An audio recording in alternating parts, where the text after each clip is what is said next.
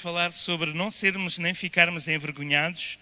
E nós falámos a semana passada a diferença entre culpa e sentimento de culpa e como muita gente vive amarrado ao sentimento de culpa, e esse sentimento de culpa faz com que olhem para si de uma forma errada, porque Jesus já se tornou culpado por nós, Ele levou na cruz do Calvário todas as nossas culpas, e apesar dos nossos sentimentos, nós temos que lembrar que somos fundamentalmente aceitos por Deus, e a nossa identidade é a chave para vivermos uma vida sem complexos. E qual é a nossa identidade? A nossa identidade é que nós somos filhos e filhas de Deus. Louvado seja o Senhor. Há 2 semanas atrás eu fui pregar à Almada e levei o meu fato novo, que já não é assim tão novo, porque foi do casamento da minha filha, mas é o meu fato preferido. E preguei com muita energia, e quando eu me sento reparei que tinha o fato descozido. Foi muito embaraçoso. De repente eu vejo que estava-se a ver as carnes das pernas, eu ali todo engravatado, com as autoridades ali. Foi muito embaraçoso. Olhei, tentei então pôr qualquer coisa por cima para não se reparar que as calças estavam descozidas, mas há momentos em que nós nos sentimos embaraçados. Certamente já aconteceu com todos nós, em que parece que sentimos-nos envergonhados, alguma coisa que não estávamos à espera aconteceu e nos sentimos embaraçados. Agora imaginemos que nós temos que nos aproximar da sala do Rei dos Reis e do Senhor dos Senhores. A sala do Rei dos Reis e do Senhor dos Senhores. Imaginemos que vamos à direção da sala do trono de Deus. Nós sabemos pela visão de Isaías que ali há glória, majestade, os anjos voando com as suas asas, e chegamos à sala da porta do trono e sentimos-nos, claro,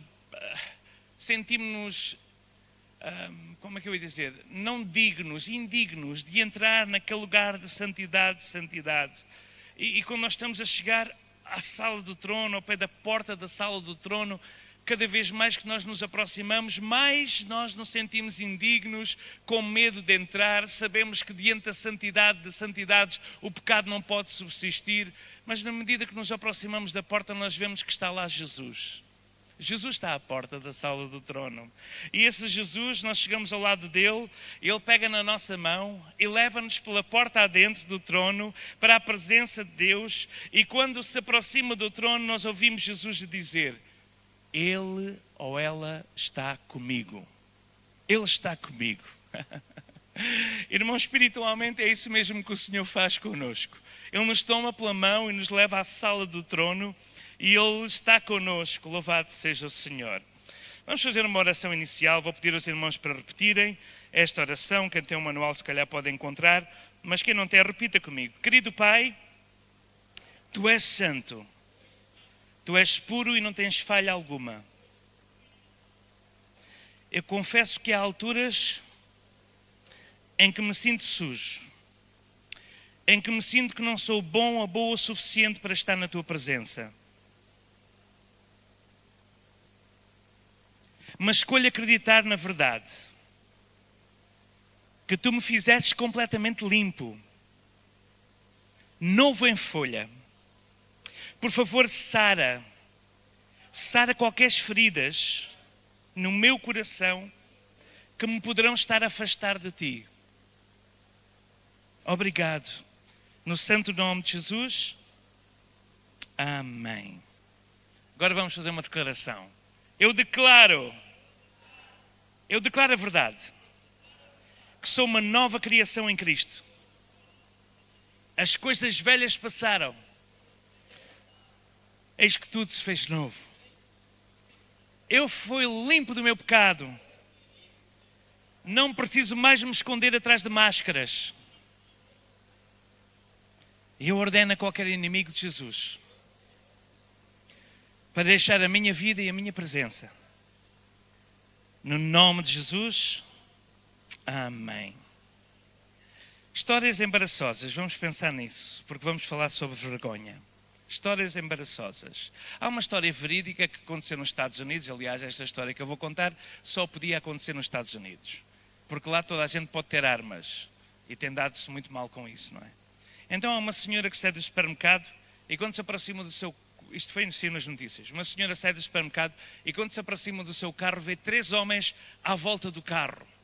Então, ela que tinha a pistola que o marido lhe tinha dado, só acontece nos Estados Unidos, ela tira a pistola, aponta para os homens, afastem-se já do carro, eu disparo.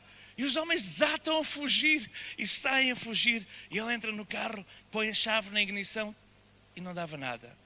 Tira e volta a pôr e não dava nada. Tira e volta a pôr e não dava nada.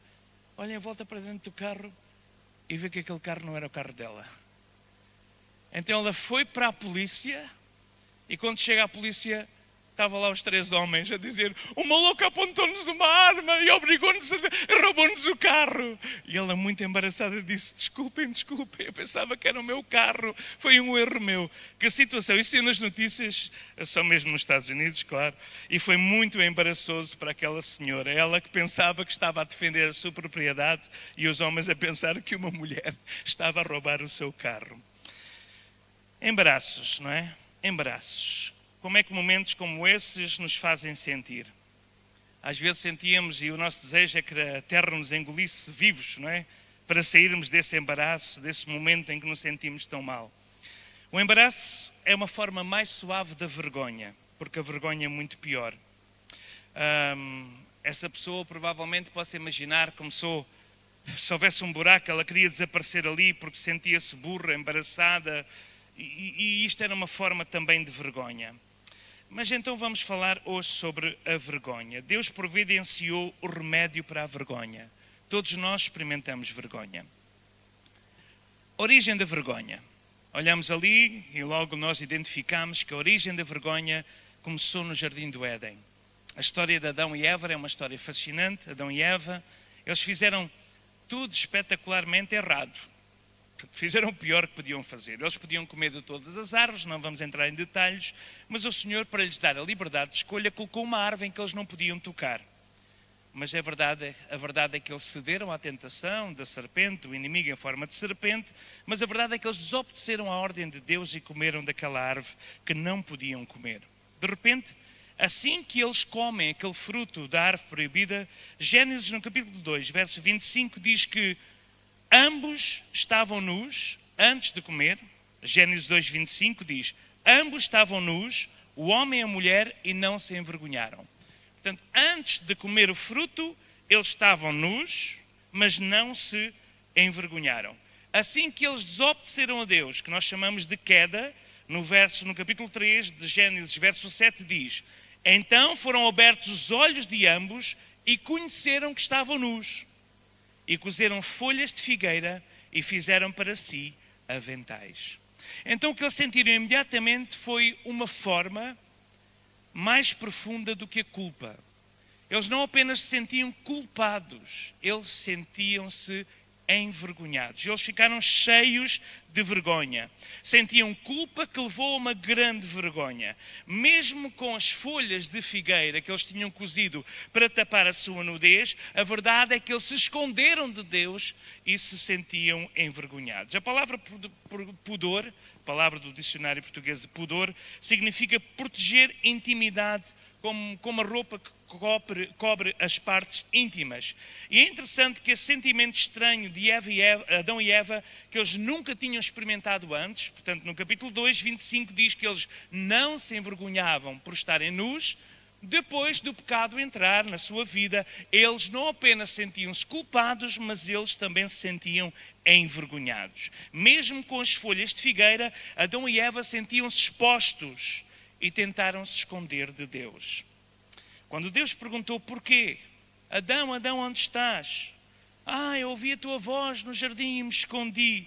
Ouvi a tua voz, Gênesis 3:10. Ouvi a tua voz soar no jardim e temi, porque estava nu e escondi-me. E o Senhor pergunta: quem te mostrou que estavas nu? Então, apesar nesta altura eles já terem as folhas de figueira, eles dizem: estava nu e escondi-me. Mas eles já tinham as folhas de figueira, pelo menos um tecido qualquer a tapar as suas nudezes. Então, nesta sessão, nós vamos falar sobre o tema da vergonha. Algo que nos faz sentir vulneráveis, algo que nos faz cobrir e esconder-nos de Deus, esconder-nos dos outros. E vamos ver de onde vem a vergonha, a origem da vergonha, de onde vem, e como nós lidamos com ela normalmente, mas como se à luz da palavra de Deus, nós vamos ver como a graça de Deus pode nos livrar da desgraça, da vergonha e levar-nos à verdadeira liberdade. Pela graça de Deus podemos sair do nosso esconderijo. Sentíamos nus, sentíamos envergonhados diante de Deus, quando muitas vezes estamos diante do Senhor, diante de momentos de santidade. Eu recordo-me na minha adolescência, quando principalmente caía tantas vezes no pecado, nas tentações, ver coisas que não devia de ver, ouvir coisas que não devia de ouvir e fazer coisas que não devia de fazer. E entrava naqueles momentos de retiro, naqueles momentos de presença de Deus. Eu sentia-me envergonhado por estar na presença de Deus. Eu sentia-me em pecado, eu sentia-me com uma culpa, com um sentimento grande de culpa, porque diante da santidade de Deus nós não conseguimos estar quando estamos em pecado. Mas há um caminho, como nós sabemos. O caminho não apenas do perdão, mas o caminho da restauração, como nós estudámos a semana passada. Então, pela graça de Deus, nós podemos sair de onde estamos escondidos e podemos, sem vergonha, nos lembrar que Jesus Cristo operou uma obra tão grande em nós, e como o filho mais novo da parábola que temos estudado nas últimas lições, o filho pródigo, que ficou perante o pai, ele estava perante o pai aceite, amado e seguro. As vestes da sua sujidade foram truncadas pelas vestes do próprio pai. As sandálias da vergonha, ou melhor, o descalço da vergonha, foi coberto pelas sandálias de filho. A falta de autoridade foi com o anel da autoridade de ser aceite na família. Então, apesar de tudo o que ele tinha feito, o pai o cobriu de novo, o vestiu de novo, o revestiu, como diz a palavra de Deus. E às vezes nós sentimos-nos muito envergonhados, mas a verdade é que temos que lembrar quem somos em Cristo e aquilo que Cristo fez por nós. Nós não precisamos nos cobrir e esconder de Deus, e se sentimos vergonha, então temos que procurar o que é a vergonha. Mas afinal, o que é a vergonha? Em primeiro lugar, a culpa e a vergonha são coisas semelhantes, mas é como os dois lados de uma moeda. De um lado nós temos a culpa e do outro lado nós temos a vergonha. Em ambas nós somos afastados de Deus. A culpa nos afasta de Deus, mas a vergonha também nos afasta de Deus, e ambas são muito diferentes. Então, o que é a vergonha? A vergonha, ou melhor, vamos primeiro falar sobre a culpa, que foi aquilo que falámos a semana passada. A culpa diz: eu fiz algo de errado, eu enganei-me. Então vimos isto nas últimas sessões. A culpa é uma condição quando nós sentimos que infringimos as leis de Deus, e culpados diante do juízo celestial, nós nos sentimos culpados. A culpa é sobre o que nós fizemos. Fiz algo mal, sinto-me culpado. Agora veja a diferença da vergonha. A vergonha diz: há algo errado em mim. Não é eu me sinto culpado, eu sinto que há algo errado em mim. E alguns até chegam ao ponto de pensarem: eu sou um erro. Eu sou um erro. A vergonha é uma experiência emocional dolorosa que vem de nós acreditarmos que há algo de errado connosco. Não tanto por o que fizemos, mas por quem somos, no centro do nosso ser. Vamos até Marcos capítulo 1 e vamos ver aqui uma pessoa que chega diante de Jesus e experimenta uma transformação. É, portanto, aquilo que nós encontramos no capítulo 1, verso 40, a cura de um leproso. Diz assim a palavra do Senhor, Evangelho segundo São Marcos, capítulo 1, verso 40. Aproximou-se dele um leproso, que rogando-lhe e pondo-se de joelhos diante dele, lhe dizia: se queres, bem podes limpar-me. E Jesus, movido de grande compaixão, estendeu a mão e tocou-o. E disse-lhe: quero ser limpo. E tendo ele dito isso, logo a lepra desapareceu e ficou limpo. Vejam só o poder deste milagre. É algo extraordinário. Um leproso chega ao pé de Jesus e suplica: se quiseres, tu podes purificar-me. Tu podes limpar-me. Nas versões originais a palavra vem mesmo de purificar. Vejam que ele não disse: se quiseres, tu podes curar-me. Ele disse: se tu quiseres, podes purificar-me, podes limpar-me. O que é que isso significa? Um irmão aí que é rápido a abrir a Bíblia, abre Levítico capítulo 13, versos 45 e 46. Levítico 13, 45 e 46. Aí com uma voz de trovão, leia, se faz favor. Levítico 13, 45 e 46.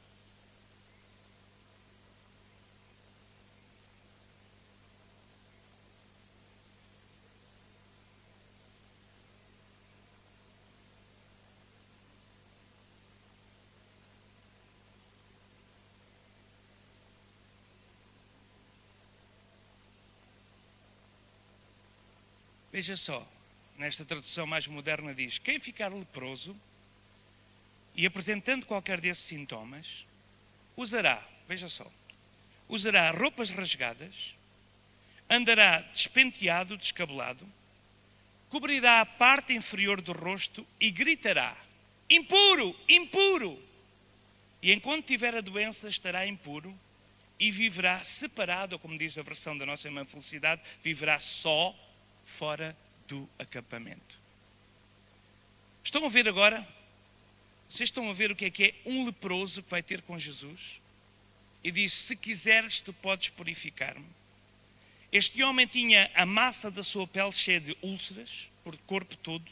A lepra é uma doença terrível. Graças a Deus está controlada praticamente na maioria dos países, mas ainda existe focos. Era uma doença terrível. O aspecto dele era repulsivo. O cheiro que ele emanava era horrível, era cheiro a podre. Ele tinha começado um caminho sem fim, porque quem apanhava lepra, o caminho era a morte. Mas não era uma morte fácil, era uma morte lenta e agonizante, quando parte do seu corpo começava a cair e todo o seu corpo se desfazia em úlceras de uma forma terrível, até que a doença depois começava a apanhar o cérebro e a mente. E para piorar a própria situação, a Bíblia, a lei, por causa do contágio, dizia que essa pessoa tinha que se desmarcar de todas as outras. Tinha que andar todo descabelado, tinha que andar com a cara coberta do bigode, ou seja, do nariz para baixo. Tinha que ser alguém que andava com roupas rasgadas, como um mendigo, mesmo que fosse uma das pessoas mais ricas da sociedade, mas se tinha a lepra, ele tinha que andar naqueles modos. E o pior de tudo, ele tinha que ficar fora do acampamento, fora da cidade, e viveria só, separado. O que aconteceu é que, à medida que a doença foi se alastrando, começaram a surgir comunidades de leprosos, em que os leprosos viviam juntos, porque pior não podiam viver. Então, havia razões para estes regulamentos que nós encontramos lá no livro do Levítico. Mas consegue imaginar quando nós lemos isto na palavra de Deus e a lei diz assim: se tens lepra, tu estás impuro e vais viver separado para todo o sempre. Claro que podemos, graças a Deus, não sofrer desta doença em particular, mas muitas vezes nós nos sentimos diferentes de todos os outros. Se as pessoas soubessem como somos na realidade, sentimos que eles não nos iam aceitar. Somos de alguma forma inerente, somos sujos, sós, contaminados, perdidos, impuros. E isto, sabem o que é? É vergonha. Isto é vergonha. Vergonha é quando nós nos sentimos que temos que nos esconder, nos cobrir. Mas este leproso, em contraciclo com toda a decência e decoro da sua altura, ele abordou Jesus e faz-lhe um pedido. Agora o pedido óbvio seria: Senhor Jesus, cura-me, tu podes curar-me. Mas na verdade ele não pediu isso. Ele pediu algo mais profundo e fundamental. Ele suplicou: Senhor, se tu quiseres, tu podes purificar-me, tu podes limpar-me. E o que é que Jesus responde? É isso que nós amamos no nosso Senhor Jesus Cristo. Cheio de compaixão, Jesus não disse assim à distância: sim, ser limpo. Não. A palavra de Deus diz que Jesus fez algo impensável. A palavra de Deus diz que Jesus tocou nele e limpou-o. Ele não precisava tocar nele para limpar. Houve outros cegos que ele mandou: olha, vão lavar-se aqui. Outros pela sua palavra. Nós temos até situações em que à distância Jesus curou. Ele tinha todo o poder para fazer isso. Mas Jesus tocou no leproso. para limpá-lo e para curá-lo de uma doença maior. Eu acredito que Jesus, quando nesta passagem nós vemos Jesus a tocar no leproso, ele queria curá-lo não apenas da doença, mas queria curá-lo de anos de sofrimento por estar sozinho e rejeitado da sociedade. Porque é isso que Jesus faz, nos acolhe, nos chama a si, nos toca. Então eu imagino quanto tempo tinha passado até aquele leproso sentir um toque de carinho, como este toque de Jesus. Quanto tempo tinha passado desde a última vez que ele tinha sido tocado de uma forma bondosa por um ser humano, ou até mesmo por um familiar. É exatamente isto que Jesus quer fazer contigo, nesta noite. Jesus quer estender a mão a ti, tocar-te e remover a tua vergonha. E ele ficou limpo. Mas de onde é que vem a vergonha? Nós crescemos numa cultura baseada na vergonha. A primeira vergonha aparece quando faz parte de uma cultura. Cada vez mais nós sabemos que estamos a entrar numa cultura de pessoas mais desenvergonhadas, vamos utilizar esta expressão, onde existe menos vergonha. Mas nós, eu pessoalmente, que nasci num lar mais tradicional, todas as sociedades, de alguma forma, encontram formas de nos desencorajar para nós não fazermos coisas que não são aceitáveis. E as sociedades ocidentais tendem a usar a culpa para isso. Às vezes vamos à praia e vemos aqueles bebés até os 2, 3 anos, nus, irem para a água, todos contentes a brincar, tão despidos porque são inocentes. Não há vergonha. Mas começa logo o avô que diz assim, tens que ter vergonha.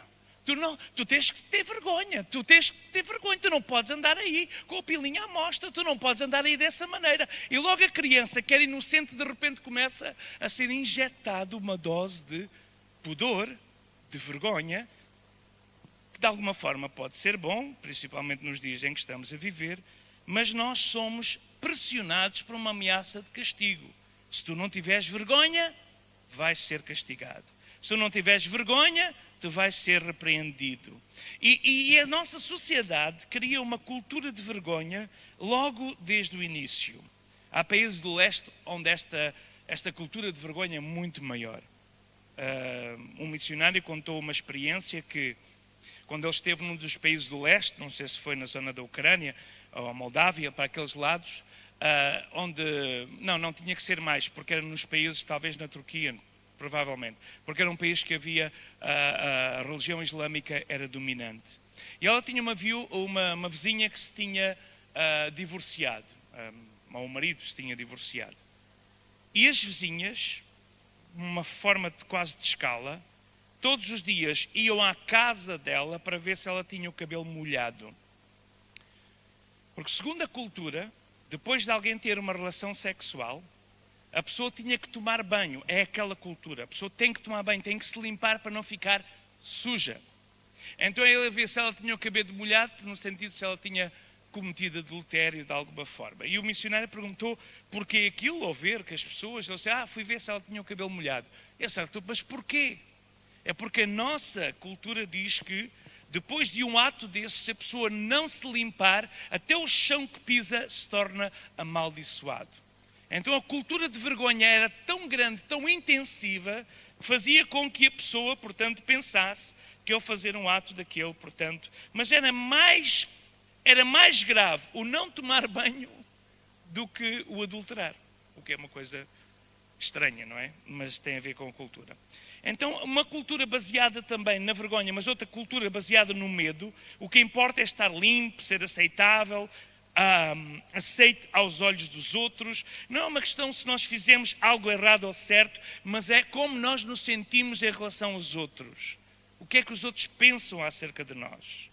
Algumas famílias, infelizmente até instituições religiosas, eles tornam-se em mini culturas de vergonha. Às vezes um pai ou até um líder religioso deve dizer, tu deverias fazer assim, tu deverias te sentir assim, tu tens que ser um bom cristão. Ou dizer coisas mais graves como, devias ter vergonha. Ou pior ainda, és uma vergonha. Já aprendemos no curso de Liberdade em Cristo que as nossas palavras têm poder e nós nunca catalogamos as pessoas, mas catalogamos o ato da pessoa. Por exemplo, no sentido de nunca diríamos tu és uma vergonha, mas se a pessoa realmente cometeu um ato vergonhoso, podíamos dizer aquilo que tu cometeste foi uma vergonha, não tu és uma vergonha. Isto é muito importante nós entendermos como cristãos. Mas às vezes há pessoas que dizem isso, tu és uma vergonha. Porque é que tu não podes ser mais como o teu irmão ou com a tua irmã? Tu nunca vais ter sucesso em nada na vida. E pior ainda quando dizem coisas como quem dera que nunca tivesses nascido. Então, de onde é que vem esta vergonha? Nós experimentamos culpa devido a coisas que fazemos, vícios, qualquer pecado. Essa vergonha vem de coisas que nós fizemos e os outros encaram-nos com desprezo e como uma fonte de vergonha.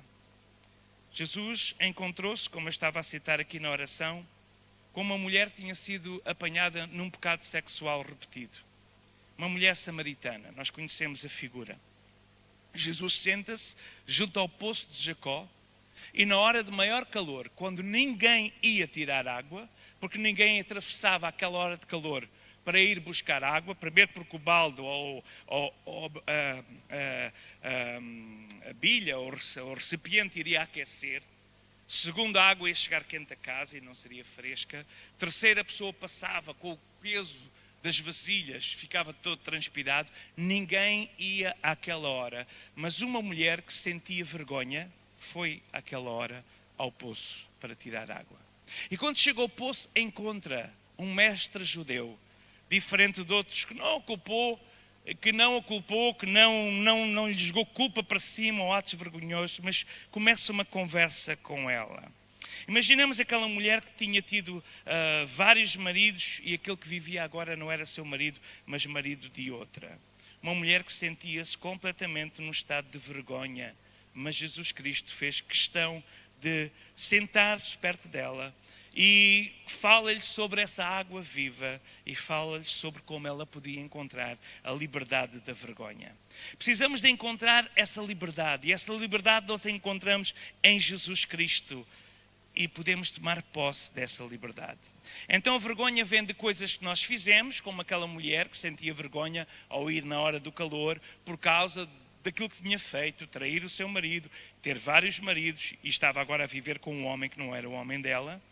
Mas o problema é quando acontece a vergonha de coisas que foram feitas contra nós. E esta é a terceira forma. Quando experimentamos vergonha, quando outras coisas que outros fizeram contra nós. Graças a Deus eu tenho vivido uma vida bastante protegida. Tenho tido a oportunidade de crescer à luz da palavra de Deus, tive uns bons pais, mas no ministério em que eu tenho estado ao longo dos anos tenho ouvido histórias terríveis, histórias abomináveis, histórias, coisas trágicas que aconteceram contra outros seres humanos, às vezes quando eram crianças que foram abusados. Algumas dessas histórias são de abusos sexuais, outras histórias apenas de abusos físicos, de bullying, outras são de natureza oculta, feitiçaria, bruxaria. E a pessoa, por ter sofrido isso, principalmente na sua infância, sente-se que foram molestadas. E porque sentem-se que foram molestadas, o incrível é que a maior parte dessas pessoas que sente que a culpa foi deles. Quando a culpa nunca foi deles, a culpa foi do abusador. Mas a pessoa sente que a culpa foi deles de alguma forma, ou porque não se portou bem, ou porque deixou que alguma coisa acontecesse. E aquela vergonha entra na fibra da criança, no ser da criança, e essa pessoa que é vítima, para além de já ser uma vítima, experimenta um peso de vergonha que pode acompanhar até o final dos seus dias. Olha, se alguém que está aqui já passou por isso, nós lamentamos mesmo. E Jesus também lamenta muito. Aquele que veio para sarar os corações quebrantados está aqui nesta noite. Ele quer te libertar. Nós lembramos de histórias que falámos na Liberdade em Cristo, de uma mulher que tinha sido, lembram-se desta história, uma mulher que tinha sido abusada durante 10 anos, durante a sua infância sucessivamente. E quando ela estava a fazer a parte do curso Liberdade em Cristo, a parte da entrevista, a certa altura, depois dela conhecer a verdade da Bíblia, ela diz, eles fizeram isto comigo, Steve. E então Steve voltou-se para ela, lembram-se? E ela disse, sim, eles fizeram isso. Não podemos alterar o passado. E então? Nós tínhamos estado a ensinar e ensinamos no curso que em Cristo nós somos puros e santos. E aquela mulher rapidamente disse: tens razão. Porque é que eu vou deixar que o meu passado me defina agora o presente e o futuro? Eu sou uma filha de Deus. A palavra de Deus diz que tudo se fez novo, as coisas velhas passaram. Então nós temos uma nova oportunidade de criar uma nova identidade, não baseada na vergonha do passado, mas baseada em quem nós somos em Cristo Jesus. E esta mulher, como nós falávamos no curso há semanas atrás, agora lidera um ministério para ajudar outros que são abusados, mulheres e crianças que foram abusados, porque a vergonha ataca a nossa própria identidade.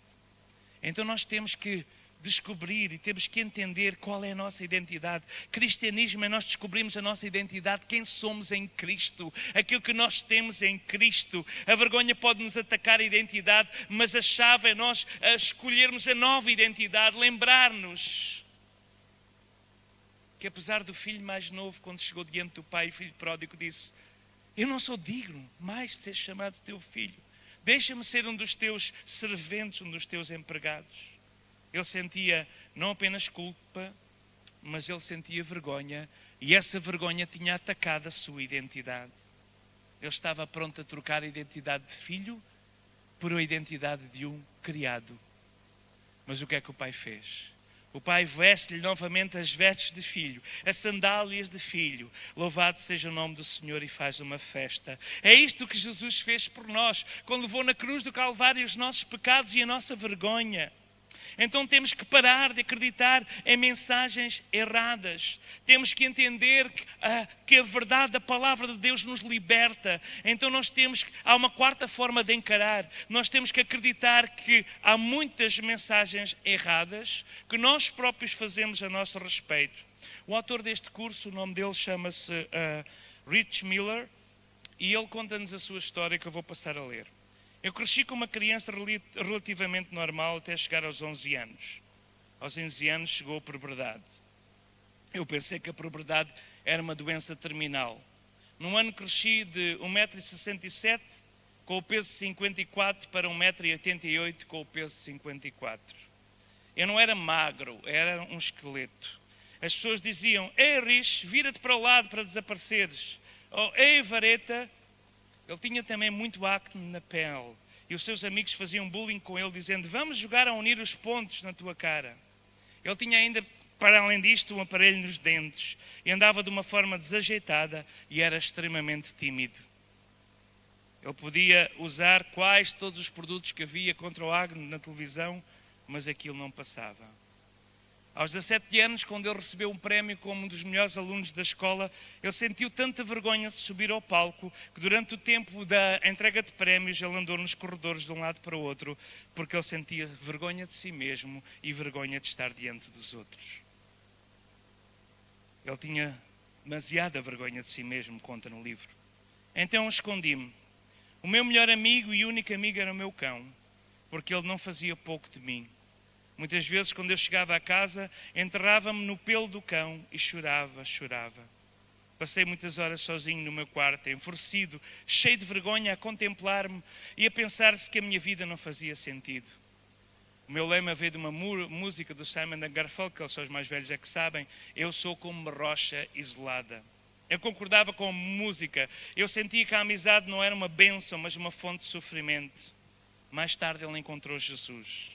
Foi difícil renunciar a esta mentira de que era uma pedra isolada, um calhau, mas descobriu que Jesus era a rocha e descobriu também que não era uma ilha, até pode ser uma península, mas não é uma ilha, porque precisa de outras pessoas, e em Cristo descobriu uma nova família. Irmãos, se nós acreditarmos nas mentiras do mundo, nas mentiras da publicidade, nas mentiras que os outros nos dizem, nós vamos viver de uma forma envergonhada, com mal de nós próprios, sentindo-nos mal de nós próprios, tremenda vergonha. Não conseguimos preencher os padrões da moda, os padrões das caras que aparecem, mas nós temos que nos lembrar de quem é que nós somos. Nós não somos mais alguém que tem que fugir para um buraco para se esconder de algumas pessoas. Até as pessoas às vezes que são bem-sucedidos Por exemplo, pessoas no desporto que são bem-sucedidos. Eles vivem uma vida baseada na vergonha. Eles só se sentem bem quando têm aplausos. Mas quando a coisa não corre bem, ou os pais começam a apontar, foste um fracasso, fracassaste, ficaste em segundo lugar, em vez de ficares em primeiro. E às vezes até essas pessoas que estão em destaque sentem uma grande cultura de vergonha em si próprio. Quando nós colocamos também a nossa satisfação no desempenho, nós nunca vamos ser livres.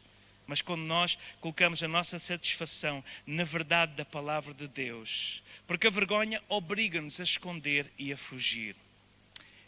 Formas que normalmente se usa para tentar esconder a vergonha.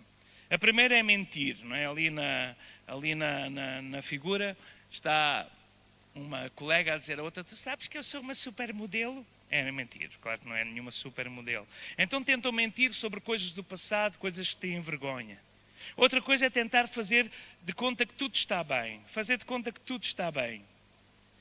Está tudo bem, mesmo que esteja ali cheio de contas, de dívidas, mas sempre se avergonhado. Não, está tudo bem, está tudo bem. Fazer de conta que tudo está bem, mesmo sabendo que na realidade não estamos bem.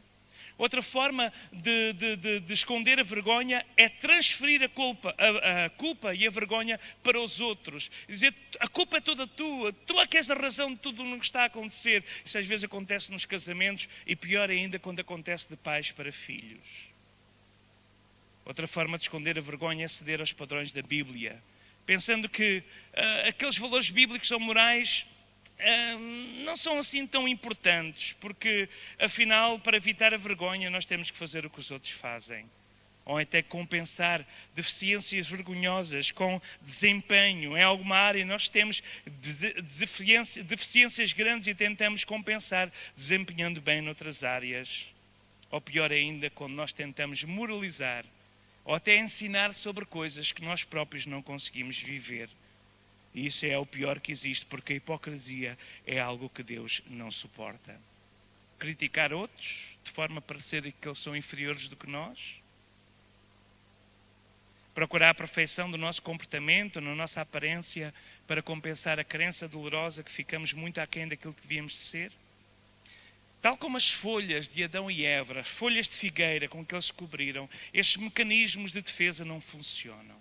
Eles podem provocar algum alívio, acredito que sim, mas esse alívio é temporário. Até pode nos convencer por um tempo que tudo estamos bem, que estamos a salvo, mas no final a vergonha sempre nos alcança. Mas a única forma com que Deus remove esta desgraça e esta vergonha é através da sua graça. Amém? Louvado seja o nome santo de Jesus. Qual é o remédio de Deus para a vergonha? Ok, eu deixei aqui um slide que não passei, Mistério Universo. O remédio de Deus para a vergonha. A vergonha diz que nós somos o que está errado. Sentimos-nos um caso perdido, um caso inferior. Acreditamos que somos inferiores aos outros, sentimos desamparados, sem valor, sem significado, impotentes, irremediáveis. A vergonha ataca a nossa crença sobre quem somos, ataca acima de tudo a nossa identidade. Então como é que nós podemos genuinamente aliviar este sentimento? Que valemos menos do que os outros? De que há algo no centro do nosso ser que nos torna contaminados, defeituosos e ainda cristãos? Ao compreendermos a verdade sobre a nossa identidade, quem nós somos em Cristo, é que nós podemos verdadeiramente vencer a vergonha. Então vamos à palavra de Deus. O que é que a palavra de Deus nos diz? A palavra de Deus nos diz em Efésios 2:3 que nós somos por natureza merecedores da ira. Ou seja, nós éramos no passado, por natureza merecedores da ira. Isso diz lá em Efésios 2:3. Em Jeremias diz que o nosso coração, o centro do nosso ser, é o mais enganoso de qualquer outra coisa. E a sua doença é incurável. Isto é tudo a nossa velha identidade. Enganoso é o coração do homem. Isaías vai ainda esfregar sal na ferida e vai fazer doer quando ele diz que nós somos como o impuro. Isaías 64:6 diz que todos os nossos atos de justiça são como um trapo imundo. Numa tradução literal, como temos aqui, não temos crianças, a tradução seria: todos os nossos atos de justiça são como um pano de menstruação cheio de sangue. Porque a lei dizia que esse sangue era impuro e quem tocasse ou tivesse ao pé ficava também impuro. Então o que pretende a Bíblia mostrar? Pretende mostrar que nós de facto estávamos imundos. Os nossos melhores atos de justiça que nós possamos fazer não são suficientes para expiar essa vergonha, para nos tornar puros diante de Deus. Todos os atos que podemos fazer são incompatíveis com a santidade de Deus. Então temos razão de facto no passado para estarmos envergonhados. A lei do Antigo Testamento continha uma série de sacrifícios pelo pecado para aliviar a culpa. Mas Jesus fez o sacrifício último e suficiente. Havia muitos rituais do passado, no Antigo Testamento, para purificação. Rituais que tinham que ser feitos depois da mulher dar à luz, depois do período de menstruação. Muitos rituais tinham que ser feitos para remover a vergonha ou a imundície que, segundo a lei, havia naquela altura. Mas nós sabemos que todos esses sacrifícios e todos esses rituais apontavam para um só sacrifício. Quando Jesus, na cruz do Calvário, iria verter o seu sangue para nos purificar de toda a imundícia e de todo o pecado. Então nós temos a entender que aconteceu uma grande troca. Uma grande troca aconteceu. E essa troca, irmãos, foi que Deus, diz a palavra do Senhor, 2 Coríntios 5:21, Deus tornou pecado por nós, aquele que não tinha pecado, para que nele, em Jesus, nos tornássemos justiça de Deus. Então a grande troca é que Deus preparou tudo. Quando Cristo se entregou por nós na cruz do Calvário e verteu o seu sangue para que nós possamos ser limpos, puros. Jesus, o Filho de Deus, aquele que não conhecia de forma alguma pecado, aquele que nunca pecou, ele se tornou pecado por cada um de nós, quando ele estava pendurado lá na cruz, igreja. Deus tomou os nossos falhanços, os nossos defeitos, e ele colocou-os todos sobre Cristo. Ele não apenas morreu para pagar a penalidade dos nossos atos passados, dos nossos pecados, mas ele pegou na nossa natureza suja e imunda e destruiu. Quando o seu sangue nos purificou do interior para o exterior de uma forma completa e total. Esta é a troca. Jesus levou o pecado que estava sobre nós e nos deu uma nova declaração. Se alguém está em Cristo, nova criatura é. Tudo se faz novo. Então não importa o teu passado até Jesus, não importa aquilo que tu experimentaste até Jesus. Claro que o inimigo vai trazer pensamentos sobre o nosso passado, sentimentos de culpa sobre como nós nos sentíamos. O inimigo vai tentar apontar para os nossos defeitos, porque o inimigo é acusador, mas Deus não é acusador. Deus acolhe-nos, em Cristo Deus perdoa-nos, Deus nos faz novas criaturas e nos aceita. Não apenas para perdoar, mas para restaurar à posição de filhos de Deus, herdeiros das promessas. Louvado seja o seu santo nome. Então essa troca é extraordinária, porque nós nos tornamos uma nova natureza. Quando nos levantamos e quando Jesus se levantou da morte, através do poder da ressurreição, nós nos tornamos também justiça de Deus. O nosso coração não é mais enganoso, o nosso coração não está fora do alcance da cura, porque a profecia de Ezequiel foi cumprida, como ouvíamos, em que o Senhor disse: porei um novo coração em vós e um novo espírito, Ezequiel 11:19. Então nós não somos mais objeto de ira. O apóstolo Pedro diz na sua segunda carta, 2 de Pedro 1:4, que agora nós partilhamos a natureza divina de Deus. Pensa só nisso. O autor do nosso livro conta a história quando ele foi missionário. Penso que foi na Tailândia, agora não tenho a certeza, num país. Ele, ao ver que as crianças com algum tipo de deficiência eram abandonadas e colocadas em instituições e mal, e aquela criança ninguém sabia que eram os seus pais. Apesar de ele já ter 2 filhos, ele decidiu adotar aquela criança. E aquela criança vem lá do país do Oriente e vai para os Estados Unidos. é adotado como filho, recebe uma nova cidadania. Ele agora é americano e, apesar das suas algumas dificuldades de aprendizagem, ele foi colocado nos melhores colégios. Ele agora é herdeiro de toda a herança da família. E os seus irmãos, são 3, um irmão e 2 irmãs, o acolheram como mano, como irmão. Apesar de ter uma cor diferente, uns olhos diferentes e até mesmo algumas dificuldades de comunicação, ele foi acolhido porque ele foi escolhido por o casal Miller para ser seu filho. E foi isso que Deus fez conosco. A palavra de Deus diz: mesmo que o teu pai te abandone, mesmo que a tua mãe te abandone, eu, teu Deus, eu não te deixarei, eu não te abandonarei.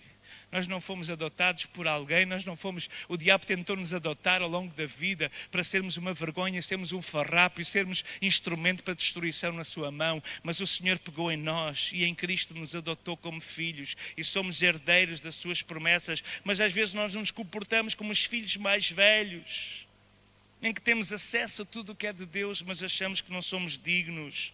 Mas a palavra do Senhor nos diz, irmãos, independentemente lá, o Miller, ele sentia-se quando era jovem desajeitado por ser tão magrinho, cheio de acne, era um esqueleto ambulante, não conseguia fazer qualquer desporto devido à sua magreza, às suas limitações. Mas Deus o aceitou e ele encontrou a sua identidade em Cristo e se tornou num missionário e é um dos autores deste curso que nós estamos a gozar desta bênção. Porque Deus transformou aquele velho eu que se sentia que não tinha qualquer tipo de solução, quando em Cristo somos novas criaturas. Então não esqueça o que a palavra diz. 2 Coríntios 5,17. Portanto, se alguém está em Cristo, é uma nova criação. As coisas antigas já passaram, eis que surgiram coisas novas. Será que tu podes experimentar estas coisas novas na tua vida? Em vez de ficares amarrado à vergonha e à culpa do passado, ao sentimento de culpa do passado, porque não escolheres desfrutar de quem és agora na tua nova identidade, filha de Deus, filho de Deus. Ele te ama como tu és, tu fostes formada à sua imagem e semelhança. Ele te ama como tu és. E para Ele não precisamos de colocar folhas de figueira, nem botox, nem qualquer operação plástica, porque para Ele nos aceita como somos e nos ama como somos. Em Cristo, quando Cristo morreu na cruz, a nossa velha natureza, amante do pecado, a natureza da vergonha foi morta. Um biólogo podia traduzir este 2 Coríntios 5,17 da seguinte forma: se alguém está em Cristo, é uma nova espécie. É uma nova espécie. Eu nunca tinha ouvido isto antes, achei muito interessante, não é? Um ser humano com um novo coração, com um novo começo. O Espírito Santo habita dentro de nós para nos dar graça e poder sobre o pecado, para caminharmos com Cristo diariamente neste mundo caído. Então, sentimentos de culpa que tentam nos fazer retirar da presença de Deus, da presença de um Deus santo e puro, esses sentimentos foram ultrapassados quando nós entendemos aquilo que nós recebemos em Jesus, o perdão dos nossos pecados. Não precisas mais fugir de Deus, como Adão e Eva fugiu, se esconder. Não precisas mais te esconder. Não importa o que esteja no teu passado, importa o que está no teu presente. Se Jesus está na tua vida, tu és aceite, tal e qual tu és, acolhido para ser transformado à sua imagem. No templo, no Antigo Testamento, havia um lugar chamado Santo dos Santos, ou lugar santíssimo. Naquele lugar, apenas o sumo sacerdote entrava por um pequeno período de tempo e apenas uma só vez no ano. Mas nós sabemos que quando Jesus, na cruz do Calvário, como falávamos aqui, penso que foi na semana passada, quando Jesus se rasgou na cruz do Calvário, quando as suas mãos foram rasgadas pelo seu peso do corpo e do cravo que seguravam, quando os seus pés foram rasgados, os seus tornozelos por aqueles pregos que o seguravam à cruz, diz que também o véu do templo, da separação, permitia apenas o sumo sacerdote entrar uma vez no ano por um período pequenino de tempo. Esse véu foi rasgado de cima a baixo. Deus rasgou o véu da separação e nós agora podemos entrar na presença de Deus e desfrutar da sua maravilhosa graça. A palavra do Senhor diz em Hebreus, é um texto extraordinário, 10:19, Hebreus 10:19-22, diz assim: portanto, irmãos, temos plena confiança para entrar no Santo dos Santos pelo sangue de Jesus, por um novo e vivo caminho que Ele nos abriu por meio do véu, ou seja, o seu corpo. Temos, pois, um grande sacerdote sobre a casa de Deus. Sendo assim, aproximemo-nos de Deus com um coração sincero e com plena convicção de fé, tendo os corações aspergidos para nos purificar de uma consciência culpada e tendo os nossos corpos purificados ou lavados com água pura. Então a consciência, o sentimento de culpa foi purificado e os nossos corpos foram lavados com esta água pura. Então temos uma nova identidade, totalmente limpa e aceita, totalmente nova. Tu és convidado, irmão, a aproximar-te da presença de Deus em total segurança. Tu és convidado a entrar num relacionamento profundo com Deus, com o próprio Santo dos Santos, porque foste purificado e feito santo no mais íntimo do teu ser. Não te sintas culpado, não te sintas tentado a pensar que este convite é só para alguns especiais, ou que este convite é condicional, ou que depende de fazer as coisas todas certinhas, todas bem, ser um cristão intocável, exemplar, ou viver num sistema do Antigo Testamento cheio de rituais e purificações e sacrifícios. Agora não é preciso mais nenhum sacrifício, porque um só sacrifício é suficiente. Então a grande questão que enfrentamos é esta: o que é que nós vamos acreditar? Em que é que nós vamos acreditar? Vamos nós acreditar naquilo que a palavra de Deus diz sobre nós? Ou vamos acreditar naquilo que as nossas experiências do passado dizem sobre nós? Qual vai ser a nossa escolha? Vamos crer naquilo que a palavra de Deus diz sobre mim? Ou crer naquilo que as experiências do passado dizem sobre mim?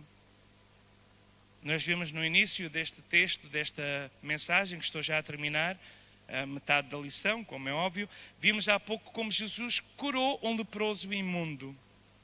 Em Lucas 17, ele faz novamente a cura, mas desta vez é 10. Ele curou 10 de uma vez só. E novamente, em Lucas 17, versos 11 a 19, quando ele cura os 10 leprosos, ele não diz sejam curados. Desta vez ele nem diz sequer sejam purificados. Ele simplesmente diz vão mostrar-se aos sacerdotes. Porque os sacerdotes é que declaravam se a doença tinha sido limpa, se o corpo estava limpo da doença. E quando eles iam no caminho, eles foram purificados, diz a palavra do Senhor. Mas há algo significante no mandamento de ir e mostrar-se aos outros. Há algo importante.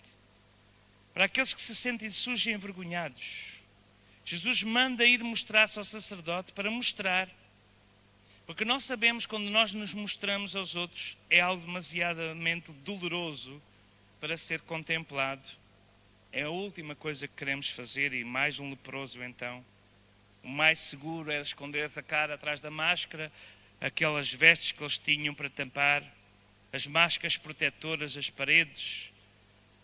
Mas a verdade é que, apesar da vergonha nos levar a esconder de relacionamentos saudáveis, aquilo que nós precisamos para a vida e para o crescimento é nós entendermos, é verdade que eu me senti assim, passado.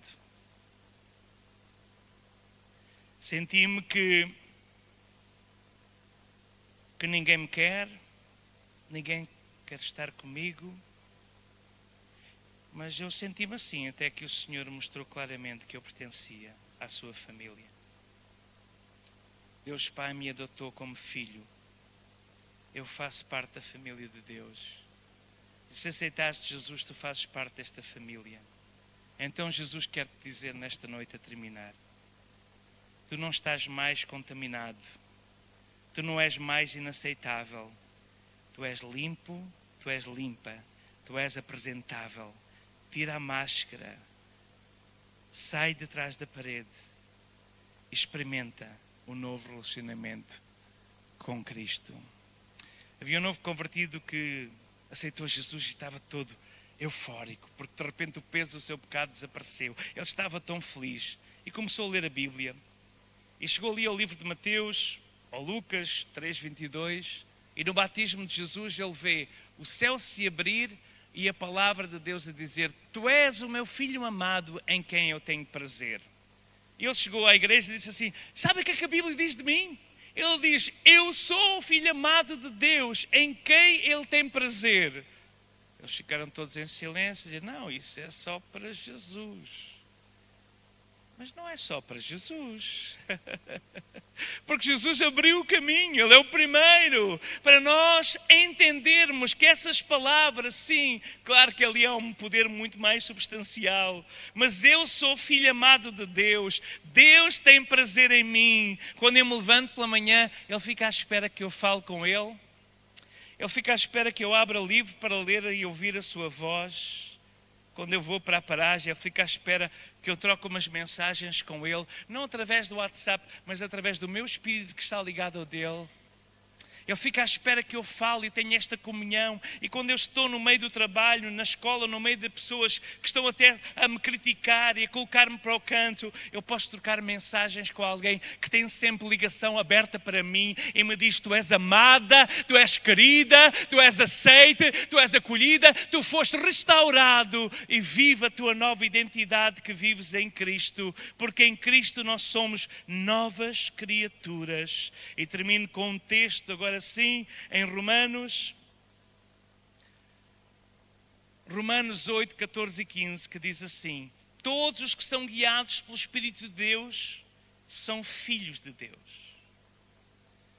Vocês não receberam um Espírito que os escravize novamente e para terem medo, mas receberam um Espírito que os adota como filhos, no meio do qual nós clamamos: Abba, Pai.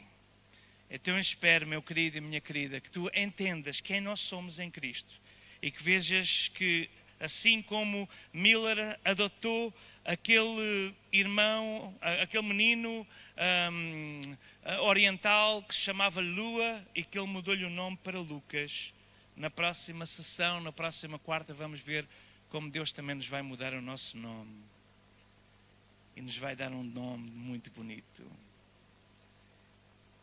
Deixa só aqui cenas dos próximos episódios. Para terminar. Qual vai ser o nosso nome? Qual vai ser o nosso nome? A palavra de Deus está no vosso manual. Claro, quem tem o manual poderá começar já a fazer o trabalho de casa. Mas diz assim: o meu nome é querido. Colossenses 3,12. O meu nome é belo. Salmo 149, 4. O meu nome é escolhido. Efésios 1, 4. O meu nome é precioso, Isaías 43, 4.